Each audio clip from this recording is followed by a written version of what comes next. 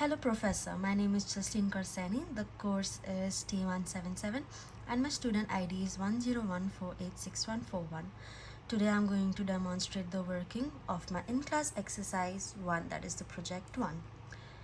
Here I have different files and different folders as you can see, and every folder has a unique file which helps us for the working of our application. As you can see, the first I have is properties, www root, controllers, data models, views, and in those I have different files like CS files, some CSHTML files and JSON file. As you can see in this folder, the controllers, I have home controller, which shows what our web page will look like. Here I have, when I click on the home controller, here you can see I have index, privacy and error. Now I have the project file. In this it will show us how our project page will be seen like. Here I have a create where we can change and it will show us the change. For example, I'll just run this program.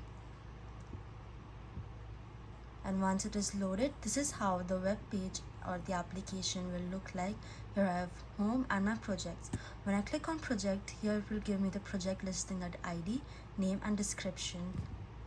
Moving forward, here I also have views folder. In this I have a project folder which helps us informing this web page.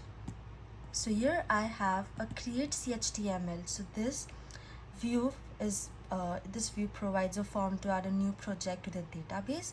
The form uses a data binding with the project model and map the input fields to the corresponding properties.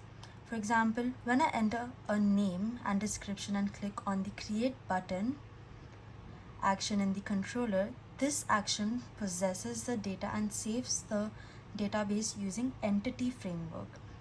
After the project is created, I am redirected to the index view where the new project appears in the listing. The second I have is detail. So this view is this view displays the detailed information about a specific project. As you can see, the specific project of the name and description is seen it.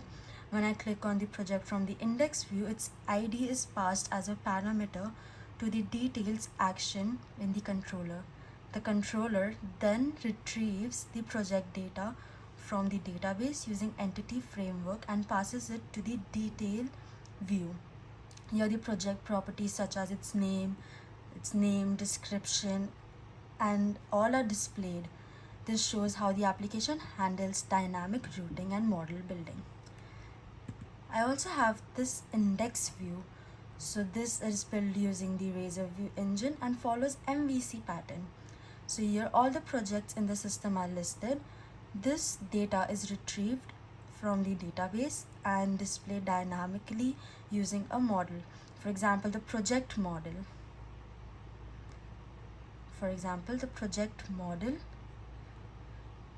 Which renders a list of projects, which makes the application efficient for displaying large data sets.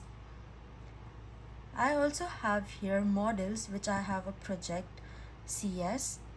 So here the project folder, this model project folder contains project class, which defines project entity including properties like the name, description, its start date, end date and status. Thank you so much for viewing my work.